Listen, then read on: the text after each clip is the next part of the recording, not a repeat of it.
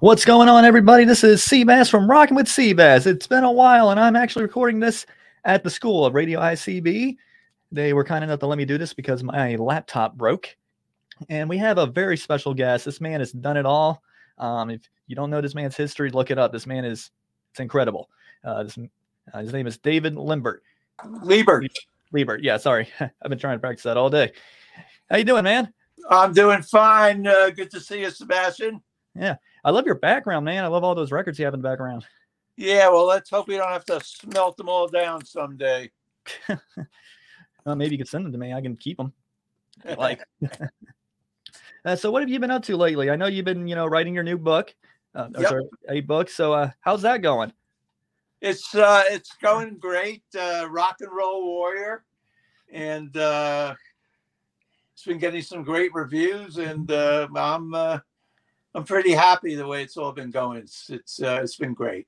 Yeah, I love the cover of that, actually, and I know I believe I asked somebody to send me that because I'm definitely going to read that when I get it. Can't wait. But yeah, nice artwork. You did that. Yeah, that's what this is me with hair. This is me without hair. The good old days when hair was a thing. And I'm pretty sure your book is going to talk about your entire life story of rock and roll, how you were in the band known as The Happenings. How did you get involved with that? Well, I grew up in Patterson, New Jersey, and hung out with a few guys when we were teenagers. We liked to listen to doo-wop bands like the Diablos and the Paragons and the Jesters, and so we started hanging out in the parking lot of a restaurant that we used to frequent, and we used to harmonize. We used to do the shooby-doo-wah stuff, and not that we had any serious interest in getting into music, but it seemed like a really good way to meet girls. So that's why we did it. And then after a while, we started to realize, we harmonize as good, if not better, than most of these groups that we hear on the radio. And that's when we started to take a more serious look at the whole thing and started hitting the streets of Tin Pan Alley, which is a section in New York City where a lot of buildings house music related companies, record companies, music publishing companies. And I would walk into their offices. If it was a music publisher, I was a songwriter. Record company, I was in a band. Production company, singing group. And until one day we happened to walk into the offices of the Tokens. Bright Tunes Production was the name of their company, and they were a well-known band. They had a couple of huge hits. The Lion Sleeps Tonight. Oh, okay. Tonight I Fell in Love. But they were also producers. They produced the Chiffons, and somehow or other they were impressed with me, and Bobby Miranda, our lead singer, offered us a job in writing songs for them, gave us a little office with a piano in it, paid us the massive sum of money of $25 a week each. One of our songs ended up on the Chiffons album, and another song, believe it or not, caught the eye of the producer of an English band called Jerry and the Pacemakers, and they made a song that Bobby had written their next single release. And this was big because the producer of Jerry and the Pacemakers, his name was George Martin, who also produced the Beatles. So we were in the game. I was actually going to mention that, your guys' harmony was so great that I thought you guys can compete with the Beatles. Well, we were no competition for the Beatles, but we were certainly happy that one of our songs ended up with Jerry and the Pacemakers. And that was the beginning of it all. And the Tokens, our second recording session, part of the deal with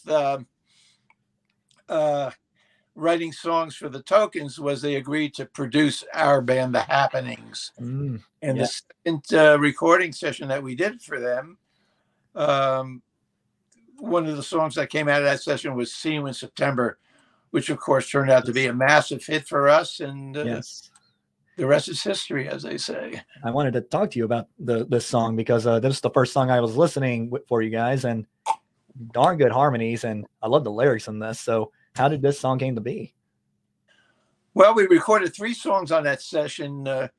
That song was on the session because the promotion guy of our record company wanted us to release it. We fought him. We didn't want to release it. We weren't that crazy about "See You in September." We wanted to release a different song that Bobby and I had written. We thought it had far more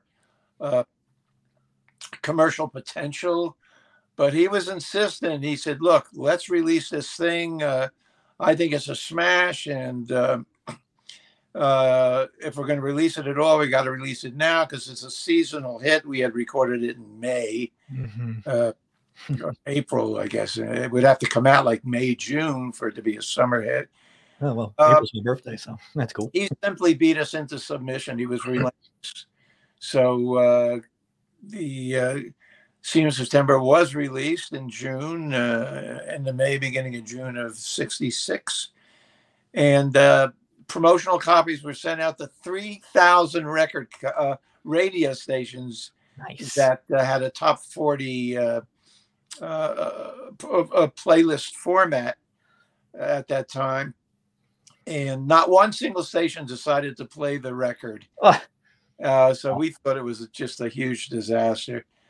But this guy, this promotion guy, Mickey Eichner, he didn't give up. He begged a big radio station in Boston, WBCN, to give it 3 weeks play. He cashed in on his favors with that station.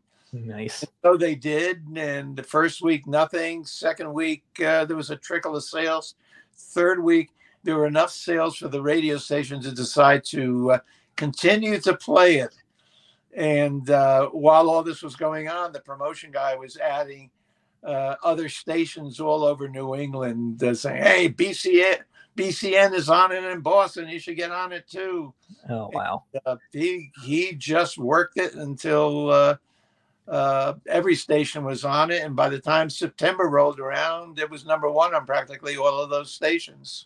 Well, maybe I should talk to my other job and see if they could put it on. I work for a radio station, so who knows? And it's that was the start of a string of hit records that the Happenings had, and they still play "See You in September" every summer on Sirius XM on several stations. As a matter of fact, a couple of years ago, CBS television used the song as the theme of their fall lineup, "See You in September," and also for their CBS NFL season. So sort of the gift that keeps on giving, "See You in September." Yeah, it's actually pretty impressive. Good song. I really love it. There was another song that I really like, and I actually discovered this from a show that you guys were on. Tell me, guys, can you tell me how you guys got on this show called I hope I say this right, the Smother Brothers Show? And yes, the song called "I Got Rhythm." Great song. Yeah, that was my favorite hit record. I mean, when we were done listening to the playback, the final mix in the studio, I just knew it was a hit. It was just the best record we ever made. There was a possibility that there was a slot open on the Smothers Brothers Show. The Smothers Brothers Show in 1967, 68 was like the #1 TV show in the country. And our agent, Al DiMarino at the William Morris Agency, who was one of my close friends, we had become really good friends, went behind the backs of his superiors and confirmed us on the Smothers Brothers Show. That's how we got on the show, because we had no chance of being on that show, really. He just stuck his neck out and said, "This is William Morris Agency. We want to confirm the Happenings." because all of the other agents had their favorite bands, and he just went behind everybody's back. So it's good to have a friend like that who's your agent. Yeah, always have a good booking agent that can do that type of stuff. This song was kind of pretty inspirational because from what the show said, it was about overcoming depression from the Great Depression. The Great Depression, I mean. Well, the song was written by George and Iowa Gershwin. It was a cover, yeah. So it was a really old song.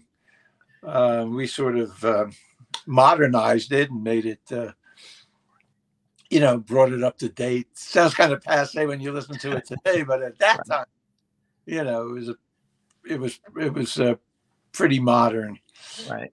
So yeah, that was a break. Popularity in music.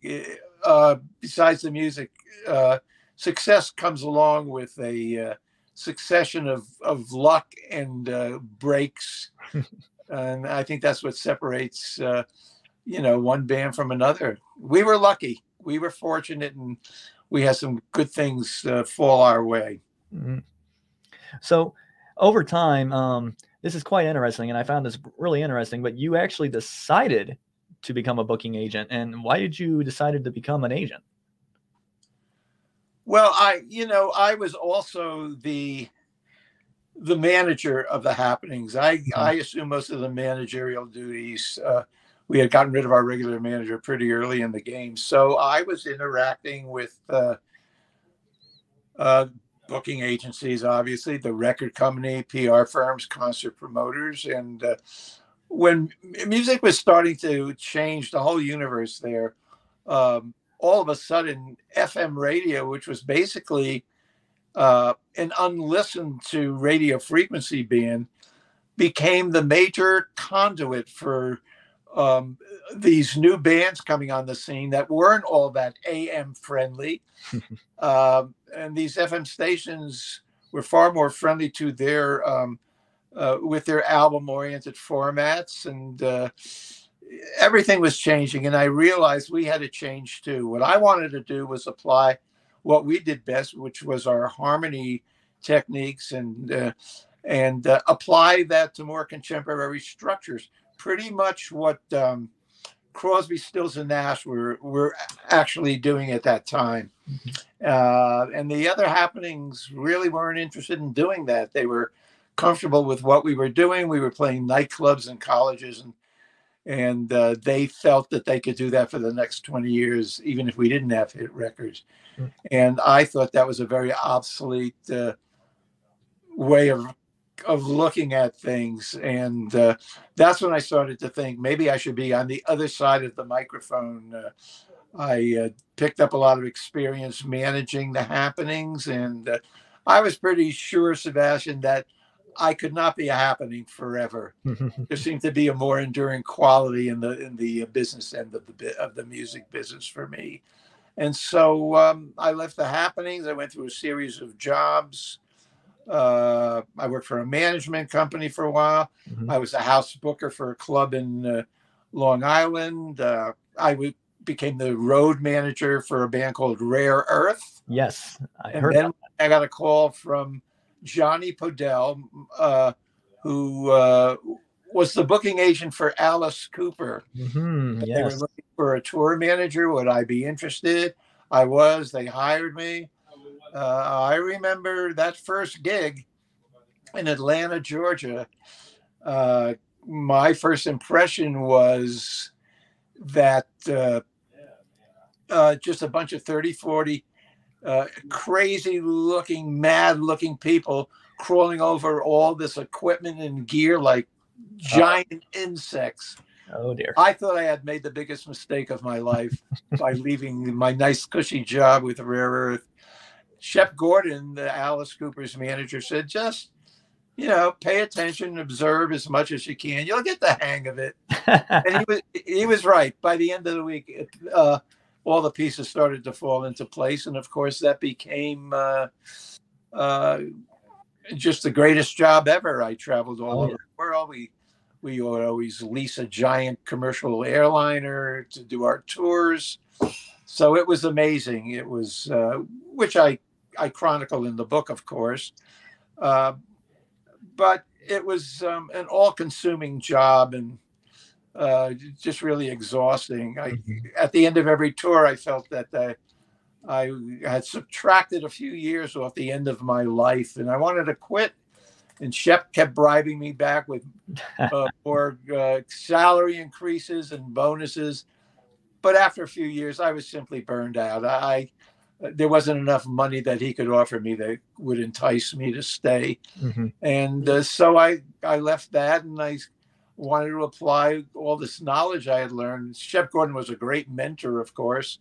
I learned so much from that experience, and I eventually, in short order, opened up my own booking agency. Yes. And represented people like Boosie's Rubber Band, Parliament Funkadelic, and basically all of George's funk mob variations, Brides of Funkenstein, Parlette. Yes. Along with other acts like the Runaways, Yes. Evelyn Champagne King, the Dead Boys, believe it or not. So I had a nice little agency going. It was happening. Yeah, and I kind of want to ask you one thing here. You mentioned I kind of discovered this, and I had no idea about this, but for the album $1 Billion Babies, you were the backing vocals for the album. How did that happen? Like, did Alice approach you, or did you just volunteer? Well, Bob Ezrin was the producer of all of these albums. Yes. And I found myself in the studio when they were recording, just by the mere fact that my job was, the tour manager. So I spent a lot of time in the studio. Bob Ezrin, of course, was well aware of my musical background. So he routinely recruited me to sing background vocals whenever they were needed. It just wasn't the $1 Billion Babies album. It was School's Out as well, and really? Okay. Muscle of Love. So I was like the harmonizing guy that was stuck in the studio there while they recorded. So that's actually pretty cool. I can't remember every one, but I did that routinely for Bob Ezrin whenever he needed voice for background. Yeah, that's like one of my favorite albums, and the fact that you were backing vocals for some of those albums, that I've learned something new on that. That's pretty impressive. Yeah, it was a lot of fun, and it was nice to be used. And we recorded the $1 Billion Babies album for the most part at Morgan Studios in London, and that was a great experience as well because different people would come. Donovan came down one day to put his vocals on $1 Billion Babies. As a matter of fact, the title song of the album. That was a great experience. I believe that. Alice is a cool guy to work with, I heard, and I've seen him live twice, and he is amazing. He's a great guy. He was wonderful to work for. He was easy. He had no airs about him. He certainly wasn't a prima donna. He never. The beautiful thing about Alice is he was a lot of fun. He had a great sense of humor. He was really easy to be with. He never took himself seriously. He took what he did seriously. That's right. Yeah. He made a living. That's how everybody got paid. But he just wanted to be one of the guys, and real down to earth. Listen, he could be just as happy hanging out with one of the roadies as he would be hanging out with Mick Jagger. He was just that kind of guy. He was a pleasure to work with, a lot of fun, and he's unique on a lot of different levels in that respect. Well, so I was told to ask you this, and I'm pretty sure you get this a lot, but I'll say it anyway. What did you do with Guns N' Roses? The one that got away. Yes, that one. I got a call from the notorious Kim Fowley one day. He was the manager, producer of the Runaways. That's how I knew him. Yes. I represented them as their agent. Right. He said, David, go around the corner. There is a band living in a storage locker complex And they live in this storage locker. There's some other bands that live in some of the other storage lockers at this complex. Go check them out. I think they're really something special. They're called Guns N' Roses. So I went down there and to check them out, and they were something special. They, as crazy as they were, you can imagine a bunch of bands living in these storage lockers at this complex. So there were parties every night. There was all kinds of things going on. But when it came to the music, these guys were extremely disciplined. They rehearsed several hours a day. They wrote fantastic songs. It was amazing. You could tell that they were the real deal. And by that, I mean is they had a state of mind that they were never not Guns N' Roses. They were always Guns N' Roses, whether they were together as a band or just hanging out individually. Mm-hmm. And that state of mind, that positive thinking made you realize that there was no way that this band was not going to make it. They were just too good and too focused, and it was intoxicating. It was a very potent elixir hanging out around them. It really influenced you. So I wanted to manage them. I knew there was no way they were going to make it. And but my life, if you read the book, mm-hmm. has been a series of ups and downs. Some great ups, but also some pretty low downs. And that was one of my lowest points. I was basically broke. I wanted to manage them. I wanted to get them out of that storage locker. Rehearsing there was fine. Living there was not. There was no running water, no bathroom or kitchen facilities. So I had to. So I went out to see if I could raise some money, just to get them out of there and be able to support them.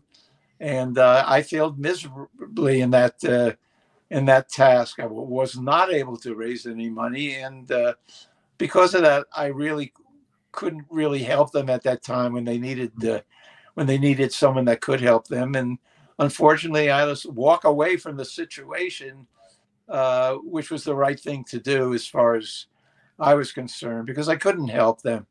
Of course, within a year's time, they were one of the biggest bands in the world. Appetite for Destruction had sold like 8 million copies at that point. Oh, yeah. So I guess everybody has a story about the one that got away. That's my story of the one that got away, Guns N' Roses. That's a good story. One of our fans here just brought it up, saying he's lost for words about the story. It would have been nice.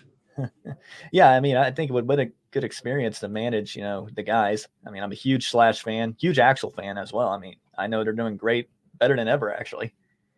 Yeah, they really are. I'm still friendly with Slash, and we kid about the whole situation. And, right. I try to remain friendly with all the people that I've met along the way, and mostly I am.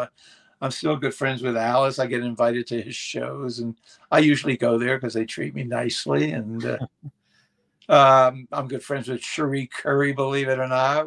Oh, wow. Yes, from the Runaways. Nice. Yeah, and, that's a lot of fun. And I've tried to maintain my relationships with these people, these people along the way. And for the most part, I have. George Clinton as well. Yes. And if you see the back of the book, a lot of these people have put written quotes, very complimentary quotes on the back of my book when I had asked if they would do so. So I'm glad I stayed friendly with everybody, and I'm glad they still like me.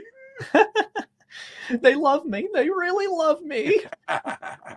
Well, there's also another band that you did some things with, The Living Colour, which is probably one of the most underrated bands in my opinion. How was that like? You're absolutely right. They are underrated. And I think that was because, there was a 10-year period of time where they weren't together. I sort of resurrected them 10 years ago. They had broken up. They are one of the greatest live bands that ever existed. That's what I've heard. Their talent is beyond belief. And they're very disciplined, intelligent, politically astute, just fascinating guys. And it was a pleasure to be around them. And I got a call one day from Will Calhoun, the drummer, another guy I'm very, very friendly with. He's one of my closest friends, actually, today. And we kicked around the idea about the band getting back together. And I had suggested, let me put a little run of dates on the West Coast, sort of a litmus test to see if there's still a market for you guys. So the band agreed. I put it together. And they sold out just about every single date. So they were back. And I became their manager. And the interesting thing about Living Color is, besides being members of Living Color, they all have other projects. And because just to satisfy their creative juices, they do so many things. Corey Glover has acted in a lot of different movies like Platoon. Will Calhoun plays with Susan Dahim, which is one of the biggest Iranian stars. He plays in other jazz bands. He has his own jazz band. Works with Mos Def. Vernon Reid does a whole bunch of things with other artists. They all work with other artists because I guess they need to be able to do things outside of Living Color just to satisfy their creative needs. So incredibly talented guys, and it was great. It was great fun and great adventure working with them. Yeah, Living Color, great band. One of my favorite guitar players. I mean, geez, great guitar player. Yeah, he's fantastic. Yeah. So, and then of course, there's another person that I wanted to mention. Apparently, you did some things with the one and only Prince. What was that like? That was interesting, to say the least. I found myself through circumstances ended up being the manager of Sheila E. Well, Sheila E. was produced by Prince, and also she was the support act on the Purple Rain tour just at the time that I was managing her. So I got to know Prince. I somehow or other was allowed into his his circle of friends, that little bubble, and incredibly talented, and I was very much fortunate to be privy to all of that. He can be pretty tough on people. He wasn't a fun guy like Alice Cooper, you know. He wasn't like a good time guy. He was very serious about almost everything. But he was very nice to me. I have no complaints about his treatment of me. And I think that had a lot to do with my association with one of my other clients, and that was George Clinton. Yes. He idolized George. And I think because of the fact that I had such a close association with George, he didn't want to come off looking like a jerk in front of me. And I'm amazed that Prince even cared what I thought about him, but apparently he did. And it was an interesting adventure. You know, he sort of opened his inner circle to me, which was nice, and I really appreciated it. And it was interesting to observe him from a different perspective than most people would have, to see how he figured things out, how he thought, and he invited a small circle of people to his room, to his hotel suite after every show, because he videotaped every show, and he would invite a small circle of people to his room to watch the show with him, and he would comment, I like this, I like that, I shouldn't have done that.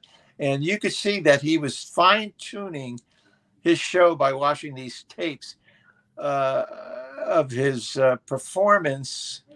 You know, somebody like Prince, he just doesn't go out there and you know, wing it. Everything is very, very carefully thought out. Even though it doesn't look like that, it is very carefully thought out. Mm-hmm. So it was interesting to see how he perfected everything, how he got it just the way he wanted. Mm-hmm. And I was kind of privy to that, and that was kind of nice. Yeah, I believe that. Prince is a great artist. I've always enjoyed him. I remember hearing the first song, I Would Die For You. That was my first song I ever heard by him. Oh, a good one. Yes. And then I saw the movie, and I was like, this guy's quite interesting. I like this. But yeah, I've noticed you mentioned, you know, George Clinton quite a bit. So what was your huge involvement with George? Because you seem to work with him quite a bit. I did. I worked with him on and off for about 20 years. Wow. First as his booking agent. Right. And that was pretty amazing. I also had Bootsy's Rubber Band. So, and both of them could sell out arenas from coast to coast. And when I put them together with a couple of other acts, they could sell out stadiums. It was absolutely amazing. And I took a lot of pride. Now, working with George was a lot more difficult than working with Alice Cooper. Alice Cooper simply was a very well-oiled machine, very smoothly run, which I suppose, which is why I was hired to do in the first place. Mm-hmm. I was able to apply a lot of that to George's production. You know, George had a big production. He had a gigantic spaceship land on stage every night. I heard about those. Yes. Yeah. So his show, I took a lot of pride in working with George because there was nothing like a P-Funk show. And the audience reaction was just amazing once they got going. I mean, you'd think the building was going to shake apart. It was truly something. You know, ain't no party like a P-Funk party, and a P-Funk party don't stop. Well, it's true. His shows were just monumental. It was great. And then, so I was his booking agent for a while, and then. But it was difficult working for George. So we went our separate ways for a few years. And then when I started my management company, Available Entertainment, somehow or other, I ended up being his manager. So I was his booking agent. I was his manager in later years. I ran his record company somewhere in all of that as well. And it was a great experience. George is a very unusual guy, to say the least. Very, very street slick and very intelligent at the same time, without a formal education. So it was sort of a mixture of street smart and knowledge of the music business. But he, you know, that's how he somehow or other was able to figure out, you know, everybody gets signed to a record contract. You can't go record for anybody else. Mm-hmm. Even if you sit in on someone else's session, you need the permission of your record company. None of that applied to George. He started out with a band called The Parliaments. They had a big hit, I Just Want to Testify. Yeah. On a little label. Well, that little label didn't pay him, so he went to court in Michigan, where the label was and where he lived. And the judge, who really didn't understand the concept of an exclusive recording contract, said, well, you know, I don't see why that little company owns the name Parliament. I can't see why you can't just go and sign another contract under another name, which is what George did. He signed another contract as the Funkadelics. Yes, the Funkadelics. With the stipulation that he had the right to be, and in fact was, under another contract under a different name. And then he thought, with his street smartness, you know what? I should be able to sign an endless number of contracts with an endless number of record companies, as long as I have that stipulation in there that I have the right to be, this band has the right to be under another contract as long as it's under another name. Mm-hmm. And he did. Of course, when he recorded something, they all got the bill. Well, I believe that. Yeah. Somebody here that's listening in here, he's actually a musician himself. His name's Blevins, and he said that he saw him on The Masked Singer. That's what somebody told me. I wasn't aware of that, and it amazes me that that's true. But apparently, it is true. Yeah. He also said "Amen" back to you. So, this is one of the final questions here. I want to ask something from your book because I want to read it, but I just got to ask. What is the most craziest thing that you can think of from that book that you've done? Well, I've done a lot of crazy things, Seebass, Yeah. that's for sure. Yeah. I mentioned to you that, George was capable of selling out arenas as well as Bootsy. And when I put them together, they could sell out stadiums. Their biggest market was Washington, D.C. And they were going to play RFK Stadium, and the committee that ran the stadium was not really thrilled about having 60,000 kids tearing up their nicely groomed playing field, which is where the Washington Commanders, then known as the Washington Redskins, right, played. So they put a bunch of restrictions on the promoters there, who went to court and insisted that they play there. I ended up, and it was a disaster. They put so many restrictions on the concert that they weren't able to sell a lot of tickets. I guess they sold about 30,000 tickets, but that's only half full. And they were looking at a financial disaster, and they wanted me to reduce the fees that George and Bootsy were going to get. And I refused, and I said, no, you're going to have to pay him what we had contracted for. I told you not to play this stadium if they didn't want you there. And the next thing I know, I'm grabbed by some of the security guys. Oh no! Dragging me into this open door of a cargo van, and I said, "Oh my God, what's?" And while they were dragging me, my arm slipped out and smashed one of the security guys right in the mouth. Oh no! And I said, now this guy's going to kill me, but he pretended it didn't happen, which was when I realized that the promoter said, "Kidnap him, but don't harm him in any way." So and they did. They took me to a hotel, and the promoter said, "Look, we can't afford this thing to happen." I said, "Well, look, a deal's a deal. You made the deal. I represent my bands. I don't represent you. So you're going to have to come up with the money. I know that you can. And by the way, I've been taken here against my will. Surely there's some serious criminal charges involved in all of this." So they all backed down. They paid the money, and good job. Back to the stadium. And yeah, there are crazy things that can happen in rock and roll. That's for sure. Oh, I believe that. That was one of the craziest. Well, so to kind of just ask you about a little bit more about the book, where can the people that are listening now buy this book? Well, you can buy it just about anywhere you buy books. You can buy it on Amazon, Barnes and Noble, wherever you buy books. And if you want an autographed copy, autographed by me, you can go to rockandrollwarrior.com, and I will personally sign the book with your name on it and get it out to you. It's the deal I worked out with the publisher. Nice.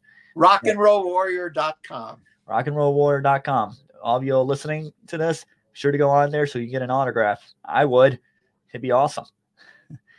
Anyway, this is David Libert with his new book, Rock and Roll Warrior, and his crazy stories. Any words of encouragement, man, before we leave? Buy the book. Sorry. And listen, if you have a dream, pursue it. Be unrelenting. You never know. you just might realize your dream. Mm-hmm. Definitely. Well, man, you take good care of yourself, and I hope to see you again next time, man. Thanks, Seabass. It's really been fun. It's Yes. a pleasure to have rap with you, and I appreciate it. Definitely, man. Yeah, take care and keep on rocking. Take care. So, guys, yeah, what are your thoughts on the show? What do you expect, Mickey? I'm expecting loud noises and smoking stuff. Very interesting. How about you, T-Bone? Rock and roll. It's going to be a good time. All right, party people! Please welcome that arena rock sound!